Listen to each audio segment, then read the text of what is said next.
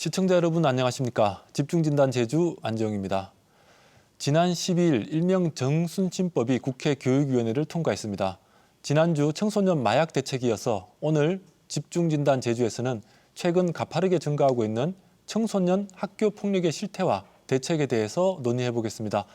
토론에 앞서 먼저 함께 하실 분들 소개해 드리겠습니다. 고희숙 제주특별자치도 의회 교육의원 함께 하셨습니다. 네, 안녕하십니까? 네, 의원님 오늘 출연 감사합니다. 네, 고맙습니다. 네, 그리고 고경수 제주도교육청 교육국장 함께 하셨습니다. 네, 반갑습니다. 네, 국장님 지난주에 이어서 이번 주도 잘 부탁드리겠습니다. 네, 열심히 하겠습니다. 네, 그리고 조정실 학교폭력 피해자 가족협의회 회장 함께 하셨습니다. 네, 안녕하세요. 조정실입니다. 네, 회장님 지금 서울에서 내려오신 거죠? 예, 비행기 연착돼서 그냥 허겁지겁 왔습니다. 예, 먼 길 함께 해주셔서 고맙습니다. 네. 그리고 정순 제주도 아동보육 청소년 과장 함께 하셨습니다. 네, 반갑습니다. 네, 과장님 반갑습니다. 네. 우리 학교폭력 토론회에 제주도가 함께 해주셔서 더 이렇게 뜻깊은 것 같습니다. 예. 네, 그럼 지금부터 토론을 시작해 볼 텐데요. 학교 폭력 예방과 피해 지원을 위한 대책 마련을 위해서 오늘 관련 기관에서 이렇게 나와주셔서 먼저 감사드리고요.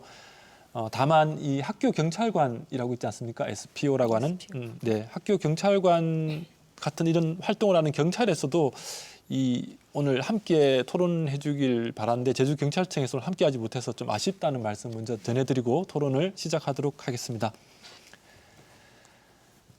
최근 이 정치적 이슈와 좀 맞물리면서 학교 폭력에 대한 관심이 좀 많이 높아진 것 같아요. 특히 또 뭐 올 초였습니까?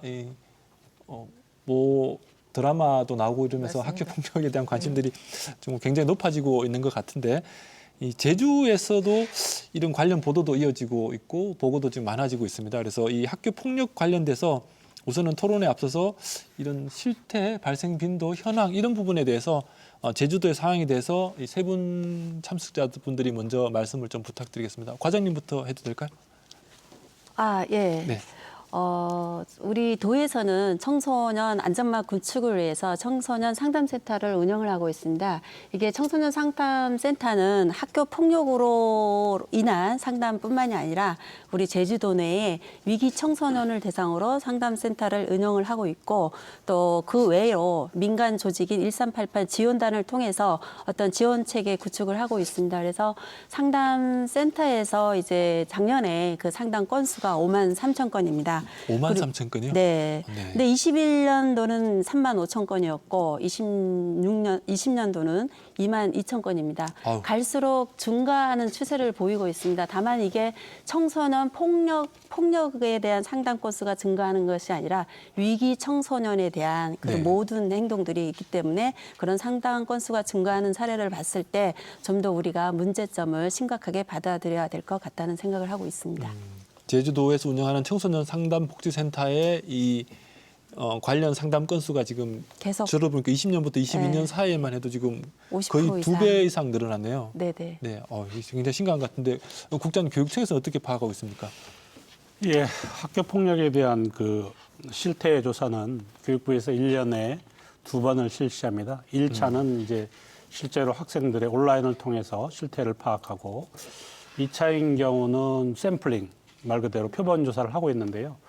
원래 1분기에 이제 조사 내용은 아마 9월쯤에 발표하지 않을까 이렇게 보고 있습니다.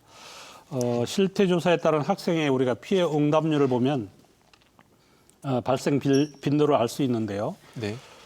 최근에 코로나 2년에 대한 부분은 다른 때하고는 비교하기 좀 어렵고 그래서 2019년에 피해 학생으로 나타나는 게 약 한 2.2%, 네. 올해 작년이죠. 2022년 나타난 게 약 2.6%, 그래서 약 한 0.4% 높게 나타나고 있습니다. 또 학교 폭력의 유형을 보면 네.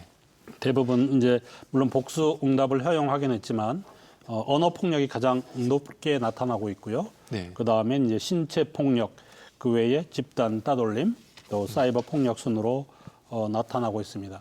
그러면 연령별로 학교급별로 보면 초등학생인 경우는 5.7%, 작년입니다. 네. 중학생은 1.2%, 고등학생은 0.3%로 쭉 그래도 2019년과 비교해 보면 약 한 0.4% 네. 증가한 것으로 나타나고 있습니다. 특히 우리 초등학교가 이렇게 높게 나타난 이유 중에 하나는 사전에 이제 학교 폭력 예방 교육은 아주 철저하게 잘 받고 있습니다. 그러다 보니까 민감도도 높아지고 또 한 가지 초등학교 4학년인 경우가 가장 높게 나타납니다. 처음으로 실시하는 학교 폭력 실태 조사에서 아이들이 사소한 장난도 학교 폭력이라고 하는 그런 교육을 잘 받았기 때문에 진짜 다른 학년에 비해서 월등히 높게 4학년인 경우는 그렇게 나타나는 경향도 있습니다. 또 한 가지 이제 작년에 전국 초중고에서 발생한 그 학교 폭력 심의 건수가 약 한 2만 건에 해당된다고 합니다. 2만 건. 네. 그러면 제주도 비율로 보면 한 10% 정도로 본다 그러면 결국은 제주도에서도 그만한 사안이 지속적으로 이루어지고 일어나고 있다라고 하는 생각이 들고요. 물론 이게 심의 건수가 2만 건이지만 이 중에 약 한 20%는 학교 폭력 아님이라는 조치가 나오기도 합니다. 무조건 다 학교 폭력이 아니고요. 20% 정도? 예. 그래서 어쨌든 이제 1년에 학교 폭력이 한 건도 안 일어나는 학교들도 아주 많습니다. 그래서 네. 학부모님들이 걱정하고 계신 부분들도 있는데 모든 학교가 다 학교 폭력으로 이렇게 처리하거나 그러지는 않는다는 것 참고로 알아줬으면 좋겠고 경향을 본다 그러면 최근에 코로나를 거치면서 네. 언어 폭력이 차지하는 비중이 많이 늘어났습니다. 물론 이제 휴대폰 사용 증가라든가 이런 부분 다 영향이 있겠지만 언어 폭력 안에는 그러면 그런 사이버 폭력도 포함되는 예, 포함되는 거죠. 예, 그래서 그리고 금품 갈취는 이제 비슷한 수준. 그래서 그래도 스토킹하고 금품 갈취는 좀 다른 연도에 비해서 비중이 좀 줄어들었고요. 또 교육계에서는 이 스토킹하고 성폭력 등의 경우 최근 수년간 사회적으로 크게 문제가 되면서 정부와 학교 차원의 대응책이 나오고 학생들 사이에서 경각심이 아주 많아진 상황이긴 합니다. 네. 그래서 앞으로는 이제 언어 폭력에 대한 이런 잣대가 다소 느슨한 것으로 우리는 보고 있습니다. 따라서 앞으로 언어 폭력에 대한 어떤 사회적 경각심이 많이 필요하지 않나 이런 생각이 듭니다. 예. 네. 네네. 의원님은 어떻게 파악하고 계신지요? 네, 학교 폭력이라는 주제는 상당히 무겁기도 하고 또 해결을 어떻게 해야 될까 상당히 좀 어려운 과제인데요. 이제 앞서서 두 분께서 말씀하셨지만 그 전국적인 상황을 보면 올해 4월에 여러 가지 이유로 이제 교육부가 학교 폭력 근절 종합 대책을 발표했습니다. 발표할 때의 전체적인 실태를 보면 상당히 그 학교 폭력의 그 실태가 그 늘어난 학교 폭력의 여러 가지 상황들이 늘어난 상황이고 사이버 폭력이나 언어 폭력 같은 유형이 늘어났고 신체 폭력이 좀 줄어든 걸로 좀 이제 제시되고 있습니다. 제주도에서도 작년에 올해는 아직 실시 안 해서 작년에 2022년 1차 학교 폭력 실태 조사 결과 발표를 보면 전반적으로 증가했다는 것이 이제 제시되고 있고요. 이제 국장님께서 말씀하셨지만 여러 가지 사안별 내용을 보면 전국과 좀 다른 사항은 전국적으로는 신체 폭력이 좀 줄고 언어 폭력이라든가 사이버 폭력이 증가하는 추세인 반면 작년 제주도 발표를 보면 제주도는 신체 폭력이 그래도 좀 증가하는 상황입니다. 그래서 전반적인 상황을 보면 지금 여러 가지 도에서도 아까 상담 건수도 상당히 늘고 여러 가지 일들을 하고 계시고 교육청이나 학교도 상당히 많은 일들을 지금 학교 폭력 관련해서 예방책이라든가 일들을 하고 계시죠. 그럼에도 불구하고 학교 폭력의 지금 실태는 늘어나고 있고 또 연령이 초등학교, 중학교로 좀 내려가고 있고 그리고 지금 제주 지역에서 언론 보도를 보더라도 약간 좀 집단화되고 있는 이런 상황도 좀 보이고 있고 그러면 이런 부분들에 대한 대책이 지금 그동안 해왔던 일을 다시 한번 돌아보고 우리가 허점은 없는지 또 어떻게 사회적으로 안전망을 구축해야 될 것인지에 대한 논의가 정말 필요한 시점이다. 이런 생각이 듭니다. 그래서 오늘 자리가 상당히 의미 있고 또 실제적인 대안을 좀 얘기할 수 있는 자리였으면 좋겠다. 이렇게 생각합니다. 네, 고맙습니다. 어쨌든 세 분 말씀 공이 지금 학교 폭력은 증가 추세다라는 것은 다 인정이 되는 것 같고 그리고 전국적 경향과 비교해 봤을 때 이런 사이버 폭력이나 언어 폭력에 비해서 제주도는 신체적 폭력이 증가하는 추세라는 것이 좀 특이점으로 볼 수 있다 정도고 지금 사회적 안전망 구축에 대해서도 좀 언급해 주셨는데 네. 그전에 우선 우리 조 회장님 같은 경우는 학교 폭력 피해자 가족협의회 회장으로 계시죠? 네. 이게 지금 활동하신 지 23년째라고 제가 들었는데요. 지금 우선은 이게 학교 폭력이라는 것이 뭐 최근 드라마에서 나왔듯이 이게 뭐 평생 동안 가고 이게 치유되지 않은 상태 이런 게 끔찍한 상황으로 그려지긴 했었는데 지금 20여 년 전 입었던 이 학교 폭력 피해라는 것이 살펴보시면 지금 가족들은 20년 지나서 돌이켜 보니 그것들이 좀 많이 치유되고 있습니까? 어떻습니까? 저도 저 역시 피해자로서 사실 이 일을 시작하게 된 거거든요. 그래서 올해 23년째 됐는데요.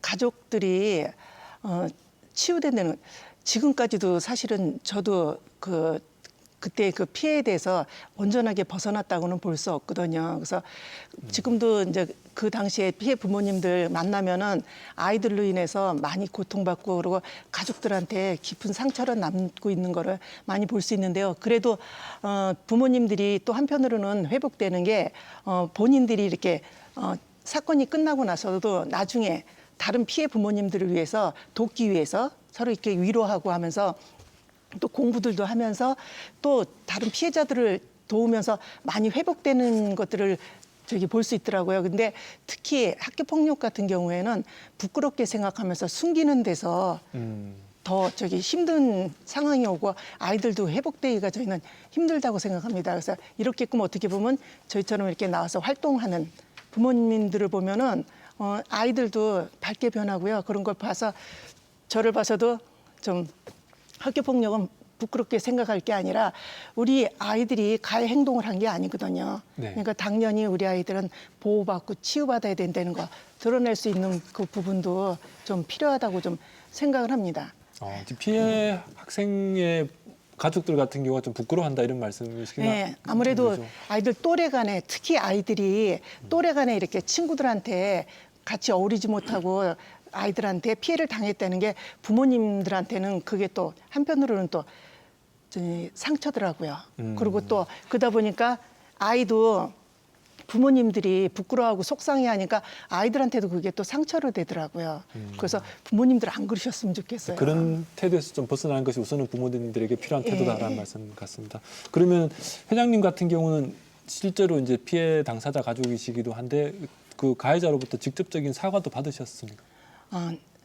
사과를 받지 못했습니다. 아직까지 못 받으신 거예요? 예, 사과를 받지 못해서 그래서 그 부분에 대해서 그러니까 완전한 치유가 그래서 더군다나 안 이루어지는 것 같습니다. 그래서 아직까지도 가끔씩 다른 피해 부모님들 힘든 부모님들 볼 적에는 저도 울컥울컥 올라오더라고요. 그리고 저희 아이도 우리 아이를 가해한 아이들에 대해서 그 분노를 아직까지 가라앉히지를 못하고 있더라고요. 그래서 네, 사과를 그때 못 받으니까 이제. 사과를 받고 그때 네. 화해가 이루어졌다면은 저희 아이도 지금까지 그게 상처로 남지 않았을 텐데 하는 좀 그런 아쉬운 생각이 듭니다.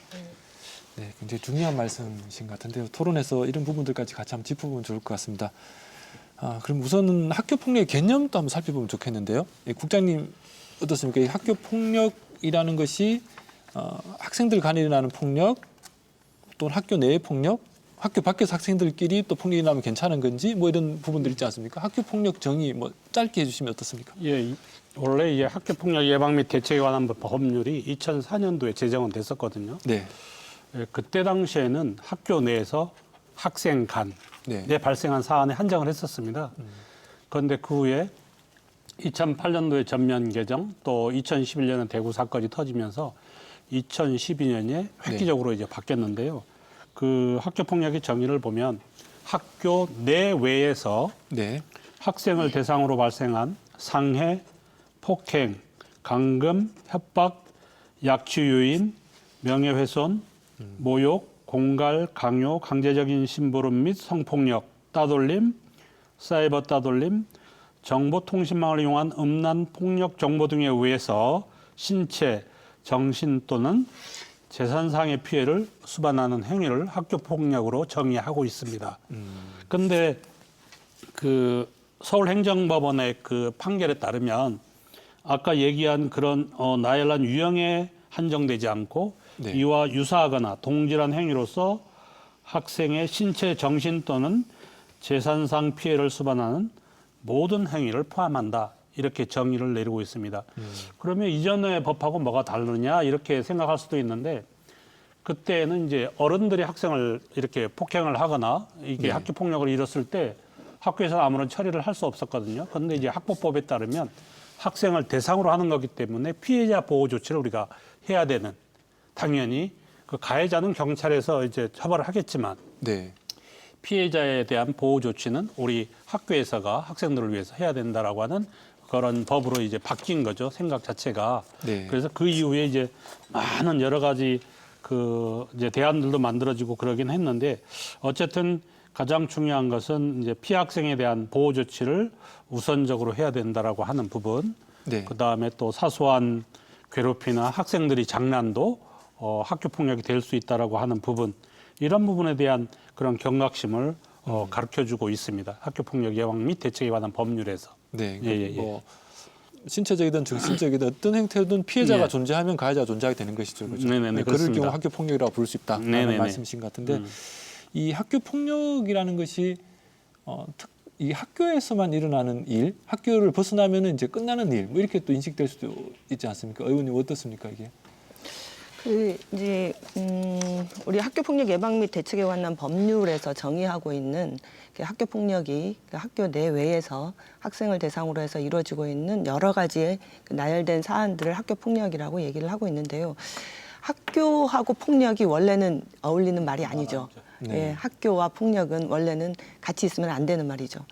그런데 이제 하루에 8시간 가까이 이상을 이제 학교라는 곳에서 생활해야 하는 우리 청소년기 학생들에게 폭력적인 일에 대해서 어떻게 대처할 것인가, 언어적인 것 또는 뭐 신체적인 것, 이런 것들에 대한 대안을 마련하느라고 이제 법도 생겼고, 또 6월 12일 날 또 학교 폭력 예방 및 대책에 대한 이제 관한 법률 개정안이 또 국회 교육위원회를 통과하면서 사이버 폭력도 이제 그 폭력의 범위로 좀 더 확대되어서 법은 이렇게 자꾸 정교화되고 대안이 만들어져 갑니다.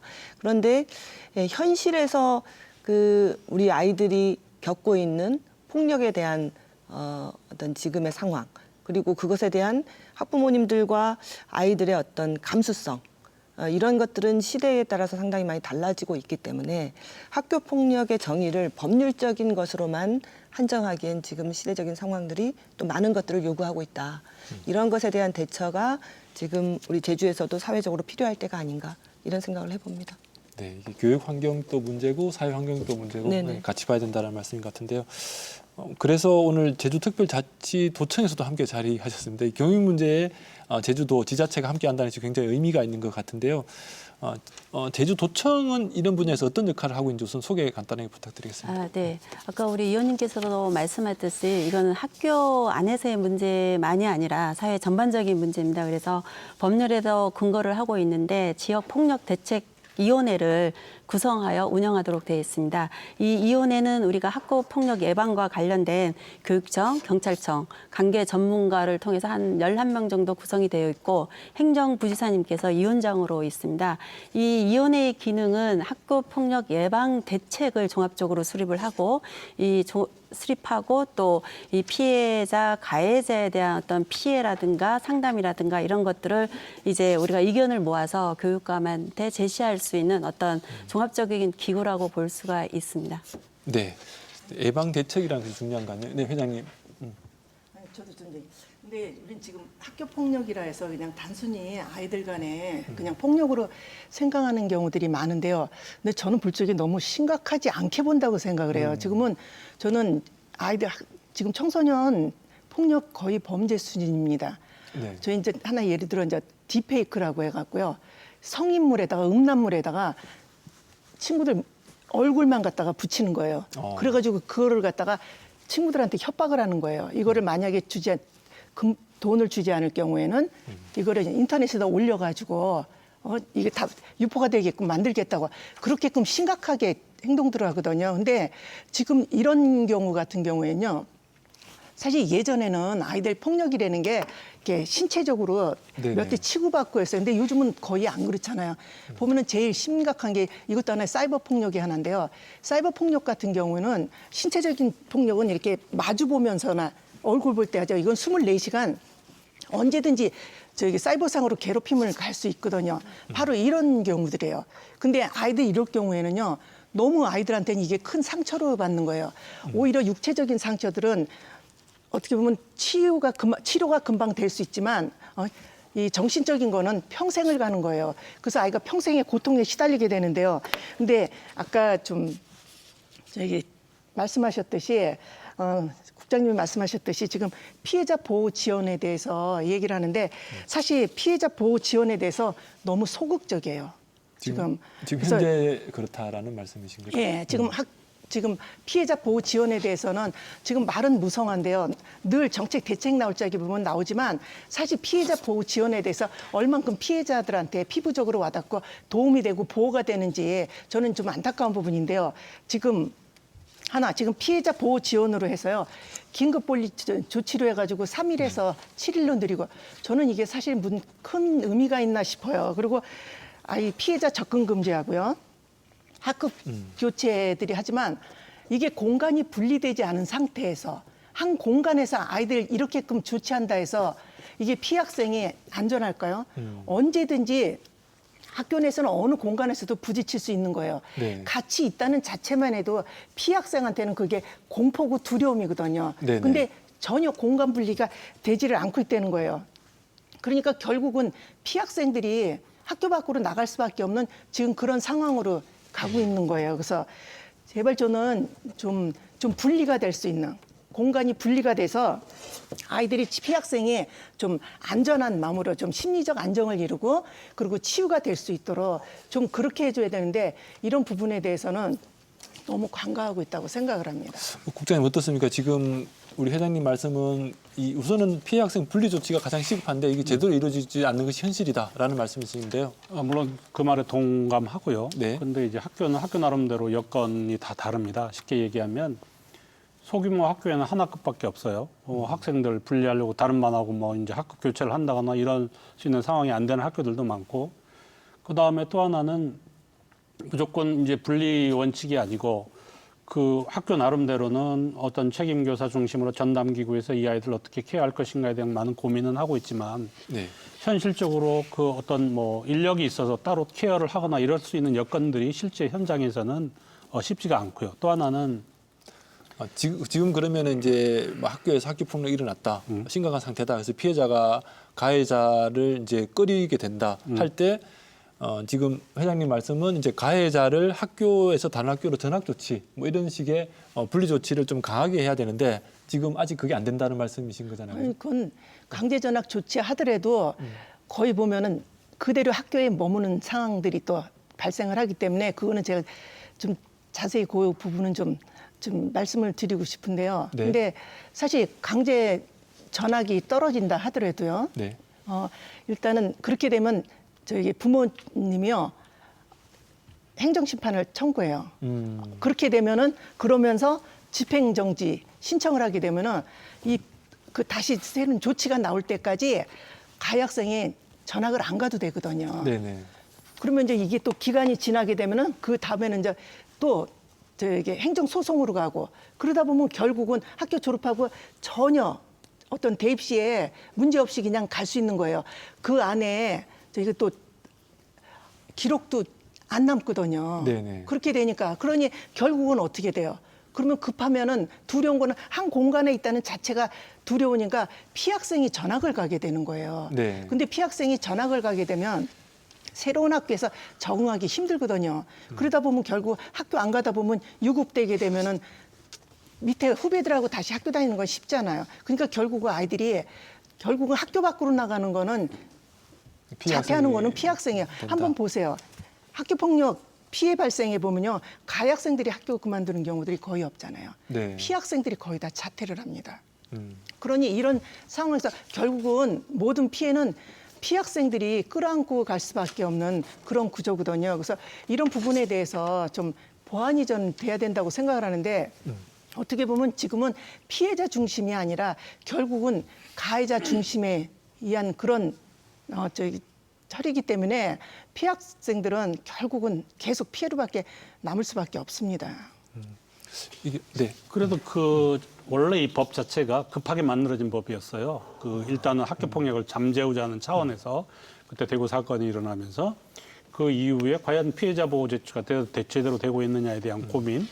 아까 전학 문제를 얘기했지만 실은 학교 현장을 원망하는 이유 중에 하나가 많은 부모님들이 그러긴 하지만 학교는 학교 나름대로 그 일자와 그 시기를 정확하게 조정을 하면서 그 기간 내에 하고 있는 부분입니다. 쉽게 얘기하면 학교에서 심의위원회까지 넘길 때 약 한 3주가 소요되고 또 한 가지는 그 심의위원회에서도 그 통보할 때까지 거기도 약 한 4주 정도까지의 그 기간이 있습니다. 그러면 7주면 한 달 반에서 2달 정도의 기간이 필요하거든요. 근데 모르는 학부모님들은 왜 빨리 안 되느냐라고만 하는데 법적으로 보장된 기간이기 때문에 학교에서도 그 기간을 최대한 맞추려고 노력을 합니다. 그래서 그런 부분에 대한 부분들은 좀 이해를 해줬어야 되는 부분이고, 근데 지금까지는 생활기록부 기재에 보면 반드시 그 어떤 전학 조치를 내렸을 때 모든 교육을 제대로 이수하고 마무리되어야만 전학을 보낼 수 있다.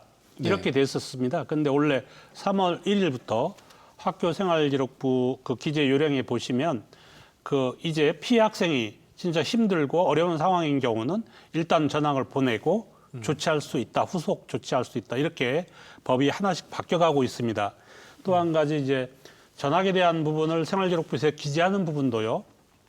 지금까지는 그 졸업과 동시에 심의해서 삭제할 수 있다라고 했는데 이제 바뀐 법에 의하면 전학은 반드시 2년 뒤에 졸업 후 2년 뒤에 삭제할 수 있다. 이렇게 하나하나 그 법을 보완해 가고 있는 그런 상황이긴 합니다. 네네네. 네, 그 부분에 대해서 네. 말씀을 드리면 우리 조 회장님께서 말씀하셨던 그 심각성 부분에 대해서 이제 우리가 그 지역 사회가 어느 만큼 이 부분을 민감하게 받아들일 것인가가 아주 중요한 문제라고 생각이 드는데요. 서두에도 말씀드렸지만 예전에 비해서 학교 폭력의 양상이 물론 이제 국장님 말씀하셨듯이 심의위원회에서 학교 폭력이 아니다라고 판정이 되는 사소한 건도 있습니다만은 상당히 폭력의 정도라든가 그다음 이런 그 정도 자체가 상당히 좀 범죄 수준에 이르는 일들도 지금 일어나고 있다. 네. 그리고 우리 학교는 학교 폭력과 관련된 법이 만들어지고 그것이 학교로 들어오는 순간 상당히 법에 맞게 이 일을 처리하기에도 지금 헛걱됩니다. 사안 처리를 하는 것에도 헛걱되는데 거기에서의 지금 그 맹점이 뭐냐 하면은 이 틈에 피해를 받은 학생들에 대한 어떤 지금 생기고 있는 여러 가지 구멍들. 그러니까 이제 조 회장님께서 말씀하신 실질적인 분리 조치가 필요한데 국장님 말씀하신 이게 법이나 사안 처리로는 우리가 문제가 없다. 그럼에도 불구하고 학교 현장에서 겪고 있는 그 피해를 받은 학생들이 겪는 어떤 마음의 상처. 이 부분을 우리가 법을 넘어서 심각성의 정도를 이해한다면 어떻게 대안을 마련할 것인가. 이런 것이 문제죠, 실은. 그렇죠. 예, 그래서 그런 것을 지금 도에서도 오셨고 또 경찰 또는 교육청 어떻게 해서 이런 법이 어떤 정한 테두리와는 또 다른 이런 현실적인 문제들을 어떻게 해결할 것인가. 이것이 실은 저는 과제라고 생각합니다. 그러니까 이제 회장님 말씀도 아까 국장님 얘기하신 것처럼 최소 7주 이상은 또 같이 머무를 수밖에 없고 뭐 소송을 하면 더 오래 계속 있게 되는 상황이면 결국은 뭐 몇 년씩 갈 수도 있다 이런 말씀이신데 이게 법의 범주 안에서는 어쩔 수 없다 이렇게 해버리면 결국은 피해자가 떠날 수밖에 없고 이건 피해자를 위한 법이 아니라 가해자를 위한 법이지 않냐 뭐 이런 말씀이 나올 수밖에 없는 상황인데 저도 굉장히 들으면서 답답하긴 한데 혹시 그 회장님이 생각하시는 대안 있을까요?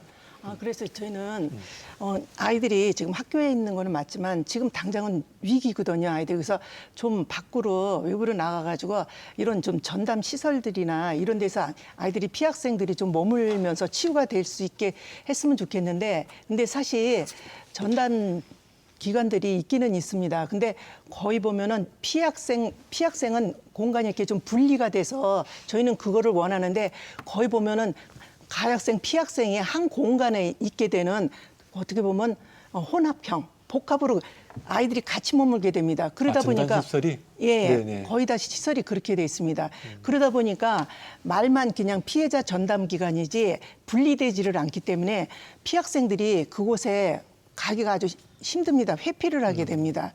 그래서 제일 저희가 지금 안타까운 부분이 아이들이 결국은 그 안에 갈 수도 없고 그러니까 모든 게 갖춰져 있다는 법도 그렇지만 갖춰졌다고는 하지만 피학생들이 안전하게 가서 있을 공간이 없다는 겁니다. 그래서 이런 것들이 좀 지역에서도 좀 많이 좀 만들어졌으면 좋겠다는 좀 생각을 갖고 있는데요. 그래서 이제 제주도에서도 이거를 좀 변화를 해서 좀 이런 부분이 좀 바뀌었으면 좋겠습니다. 우선 법적으로는 그 분리가 쉽지 않으니까 우선은 피해 학생들이 전담 시설에 갈 수 있도록 시설이 우선은 예. 마련이 시급하다라는 말씀인데 국장님 어떻습니까? 네. 그 충분히 우리 회장님 말씀에 동의도 하고요.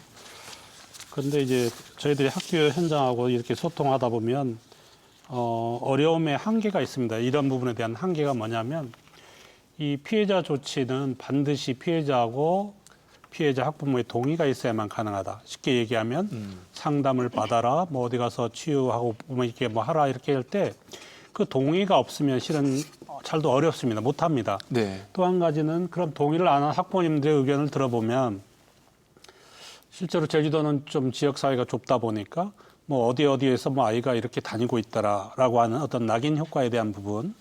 또 한 가지는 이제 그 부분에서 제주도도 이제 또 학부모님들 입장에서 보면 교과학습 진도에 대한 어떤 학습에 뒤처지는 부분 네. 이런 것 때문에 아이들이 교과학습에 어떤 지장을 받지 않을까 하는 그런 어려움 때문에 쉽게 동의를 못하는 부분도 없지 않아 있습니다. 그래서 어쨌든 피해자 전담 기관인 작년에 우리 이제 해맑음 센터도 있었고 여러 가지 우리 회장님네 운영하는 그런 쪽에도 보낼 수 있도록 저희들도 예산도 편성하고 학교에도 홍보하고 이런 준비는 다 하고 있지만 실제로 이렇게 적극적으로 피해자분들이나 학부모님들이 이렇게 보내달라 요청하는 경우가 실은 생각보다 많지 않습니다. 또 하나는 네. 그나마 우리 조정실 회장님 측이 우리 여러 번 기관의 노력도 하고 교육부에다 많은 건의를 해서 6월 10일 날 그 개정된 학폭법에 보면 네. 예, 학교 폭력 피해 통합 지원 전문기관 설치 운영에 관한 법률이 통과가 되었습니다. 또 한편으로는 우리도 이런 시설을 만들 수 있다라고 하는 희망을 가지게 되는데 그 부분에 대해서는 참 다행이다 싶고요. 어쨌든 전문가들이 안정적으로 운영할 수 있는 그런 전담기관이 설립이 돼서 우리 아이들이 신속하게 많은 혜택을 볼 수 있었으면 하는 그런 기대를 해봅니다. 네네.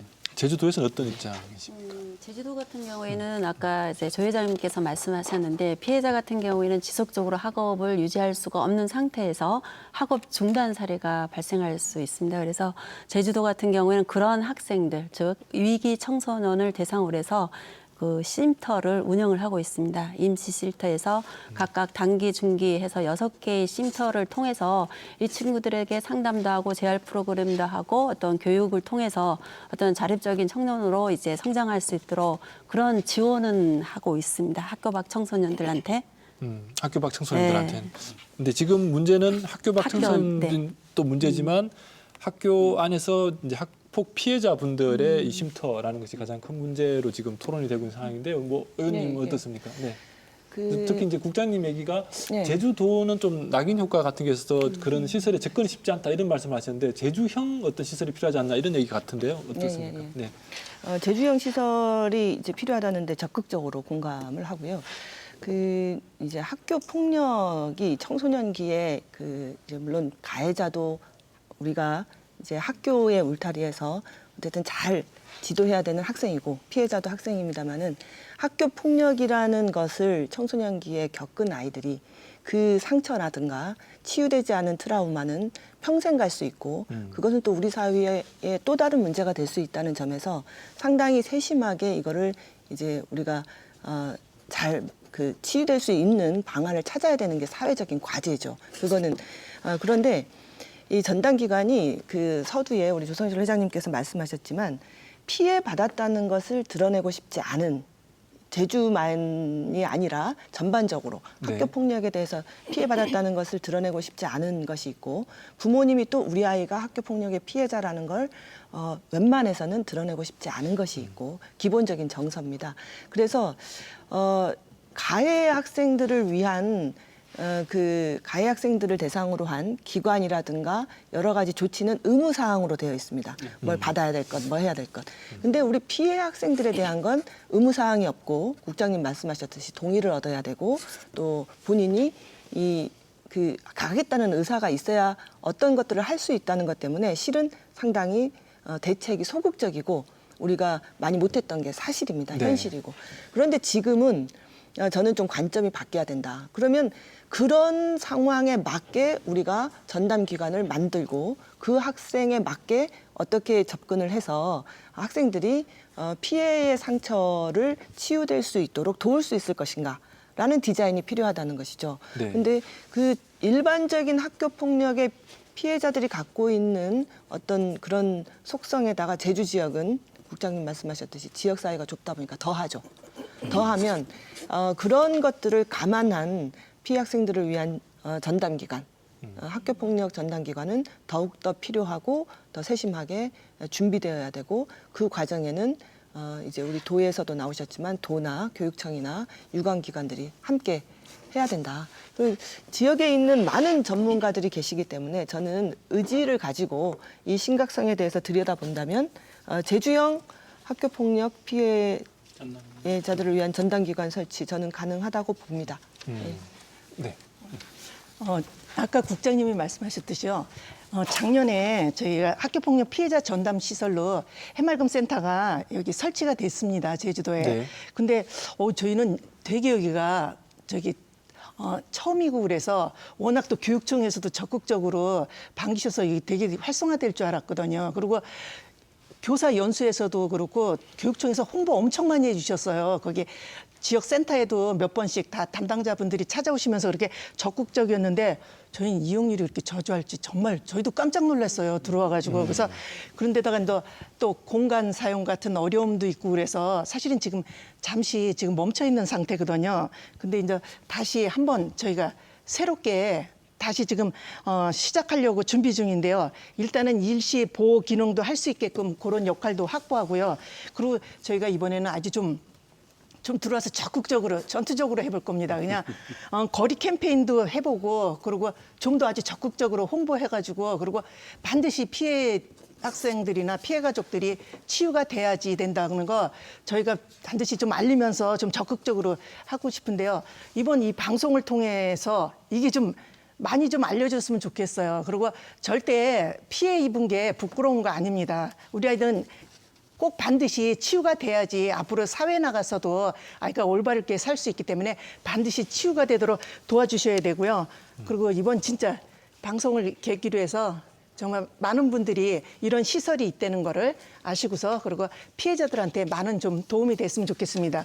그리고 교육청과 여기 의원님 나오신 김에 사실 공간 확보가 제일 어렵습니다. 그래서 공간에 대해서만 좀 확보가 된다면은 저희가 그동안에 하던 프로그램들이나 모든 지원을 저희가 갖고 들어오겠습니다. 들어와가지고 제주도에서 피해 가족들이 정말 회복될 수 있도록 도움을 될 수 있도록 저희가 하겠으니까 좀 그 부분에서 좀 도움을 좀 요청하고 싶습니다. 네. 국장님 발언하시겠습니다. 아니요, 우리 어쨌든 그 부분에 대한 건 저희들도 공감하고 있는 부분이긴 한데 어쨌든 이제 12일 날 법도 통과됐고 그래서 조금 추이를 지켜보면 우리 교육청이나 뭐 이제 도에서 같이 협력해서 그런 부분에 대한 부분도 긍정적으로 해나갈 수 있지 않을까 하는 그런 생각을 해보게 됩니다. 전담 기관을 하면 도에서도 어떤 역할들을 맡게 되나요, 과장님? 지금 교육청에 학교폭력 피해 전담 예, 센터가 있지 않습니까? 네 군데로 그건 이제 네, 특별교육기관 형태로 네. 할 수 있도록 네 군데로 운영을 하고 있는데요. 네. 제주시에 3군데, 서귀포에 1군데에서. 근데 이제 회장님 얘기하는 부분은 그거는 이제 와서 상담하고 뭐 치유한다라고 하긴 하지만 어떤 근본적인 아이들의 어떤 트라우마라 이런 데 하는 데는 좀 한계가 있는 부분이 있습니다. 그래서 전문적인 어떤 프로그램들이라든가 이렇게 하려고 그러면 좀 확대해야 되지 않을까 하는 그런 생각을 하고 있는 거죠. 지금 그러면 제주에 있는 시설들의 피해 학생들이 이용률은 굉장히 거의 없다고 봐야 되는 건가요? 거의 없는 건 아니고요. 그 네. 좀 단편적이고 그다음에 좀 일시적인 어떤 장기적인 차원에서 이게 치유가 되고 또 하나는 가족들이라든가 이렇게 같이 치유가 돼야 되는데 지금은 어떤 또 학생 위주의 그런 부분이 되다 보니까 앞으로 그런 전문적인 프로그램들이 도입이 된다 그러면 또 이용률도 많아지지 않을까 하는 그런 생각을 합니다. 어쨌든 제주의 이 문화라도 굉장히 밀접한 관계가 네네네. 있다라고 다들 이해를 하시는데 근데 그런 부분에 대해서는 이후에 네. 조금 이렇게 토론을 통해서 만들어가야 될 부분인 것 같고요. 네. 조금 이제 우선 우리가 이 피해자들이 숨어 있어야 될 사람이 아니라 드러내고 피해자로서의 그 정체성을 가지고 네. 계속 이렇게 함께 연대하는 힘들로 가야 된다는 말씀들 소중히 들었는데 어쨌든 이게 한편에서는 이 학교 폭력이라는 것이 계속 이제 좀 줄어들길 바라는 추세가 하나가 있고 또 하나는 발생했을 때 제대로 대응해야 된다. 그래서 제대로 된 대응은 지금 뭐 쭉 얘기를 나눈 것 같고 이것을 좀 줄이기 위한 대책이라고 할까요? 사회 문화라고 할까요? 이런 부분들에 대해서도 조금 얘기를 해보면 좋을 것 같은데요. 의원님 먼저 말씀 부탁드릴까요? 실질적인 대책은 상당히 큰 과제입니다. 예, 학교 폭력을 줄이고자 그동안 상당히 많이 노력해 왔었고 네. 그 관련해서 여러 가지 뭐 우리 교육청은 정말 많은 일들을 하죠. 뭐 학교 폭력 예방 관련해서 지역사회 그 네트워크도 많이 학교 단위로도 형성을 하고 또 교육청 단위로도 이렇게 많이 맺고 근데 그다음에 뭐 교육청 지원청 차원에서 여러 가지 일들도 하고 학교 폭력 예방 캠페인도 하고 또 학교 단위의 여러 가지 일들도 합니다. 근데 저는 일단 실질적으로는 지금 이제 도에서 오셨고 교육청에서 오셨고 이제 사회자님께서 언급하셨던 경찰 이런 좀 상담과 관련된 치유와 관련된 어떤 전문 그룹 이렇게 해서 좀 상시적인 어떤 네트워크를 이 제주도 차원 전체 차원에서 좀 학교 폭력 관련한 전체적인 좀 논의를 하는 아까 이제 우리 도의 이제 정순 과장님께서 위원회를 말씀하셨는데 그걸 좀 더 실질적으로 가동하면 어떨까라는 생각이 듭니다. 학교 단위의 학교 문화를 조성하는 것 또는 지원청이나 교육청 단위에서의 어떤 지금 너무나 많은 일들을 하고 있는데 이런 것들이 좀 전체적인 차원에서 도 차원에서 네트워크를 만들고 실질적인 지금 현황을 서로 인지하고 또 그것에 대한 대책을 실질적으로 마련해 가는 어떤 위원회가 상시적으로 좀 열렸으면 좋겠다 이렇게 생각을 합니다. 네, 과장님. 네. 그 부분에 대해서는 저희들이 정순신 그 사건으로 인해서 3월 달에 대책 지역위원회를 네. 개최를 했었습니다. 그래서 지역위원회가 심사에 회의를 하는 거는 상당히 어려운 부분이 있습니다. 그래서 아까 위원님께서 말씀하신 실무자로 구성을 해서 한 번 더 실무적인 차원에서 논의를 하자 이런 과제가 나왔습니다. 그래서 우리가 이제 5월 달에 실무자 TF를 구성을 했고 조만간 이제 회의를 통해서 어떤 다각적 방법으로 폭력에 대한 예방과 또 그거에 대한 피해라든가 어떻게 갈 것인가에 대해서는 이제 논의장이 열릴 것입니다. 네. 앞으로는 이제 상시적으로 협의에 갈 것이다라는 말씀이시고요. 네, 네, 네. 네, 국장님 혹시. 예. 네. 그 초창기에 이 학교 폭력법이 만들어질 때는 응보적 조치였거든요. 벌을 지으면 너가 처벌을 받아라는 차원에서 그러다 보니까 한계가 드러나기 시작을 했습니다. 그래도 학교 폭력이 줄어들지 않더라 결국은. 그래서 아까 여러분들이 말씀하셨지만 피해 학생이 잘못이 아니다. 그래서 피해 학생의 어떤 피해 회복 또 가해 학생의 자발적 책임 인식이 아주 중요하다라는 생각을 가지고 있고요. 네. 또 우리 학교에서는 구성원들이 모여서 같이 이제 그런 관계 회복을 위해서 회복적 생활 교육들도 많이 이제 확대를 하고 있고 또 한 가지는 이제 어릴 때부터 타인을 먼저 배려하고 돌볼 수 있는 어떤 그 인권 교육 또 남을 배려하는 인성 교육 가장 중요한 게 인성 교육으로 결국은 초점이 맞춰지지 않을까 하는 생각을 합니다. 또 한 가지는 예술적 감수성을 필요로 하는 어떤 문화예술 교육 또 스포츠 활동을 통해서 아이들이 관계를 형성해 나가는 그런 교육 또 그런 차원에서 우리 교육청에서도 이제 교육 지표로 올바른 인성 생각하는 미래 교육을 강조를 하고 있는데 그중에 인성 교육을 제일 먼저 중심에 두고 모든 네. 일들을 처리를 하고 있습니다. 네. 어쨌든 꾸준하게 이런 그 대책들이 마련이 돼서 이제 좀 줄어들었으면 하는 그런 생각을 늘 가지고 있습니다. 네. 네, 알겠습니다. 저도 네. 좀 한마디 해보겠는데요.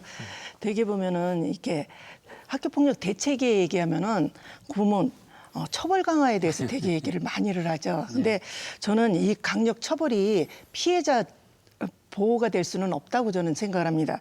일단은 처벌을 받게 되면은 가해한 학생 같은 경우는 자기 죄값을 다 받았다고 생각을 해요. 그렇죠. 우리가 면죄부라 생각을 하죠. 그리고 죄값 치렀다 생각하기 때문에 사과를 하지 않습니다. 그러다 보면 그 뒤부터는 이제 피해 학생의 그게 고스란히 몫으로 돌아가게 됩니다. 그 뒤에부터 이제 피해 학생은 고통받게 되는 거죠. 근데 이게 저는 좀 근본적인 거를 것부터 좀 얘기를 하고 싶은데요. 이게 사실은 이 가해 학생들 지금 계속 교육들을 시킨다고 하는데요.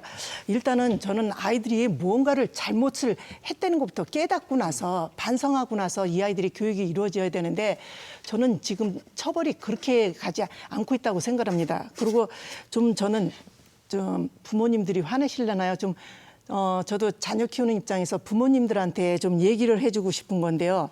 되게 보면 우리 아이 처벌만 면하기 위해서 부모님들이 애쓰시는 경우들이 많아요. 네. 근데 이럴 경우에는 지금은 예전하고 바뀌었습니다. 시간만 늦춰질 뿐이지 언제든지 반드시 그의 대가는 반드시 아이한테 돌아오게 돼 있습니다.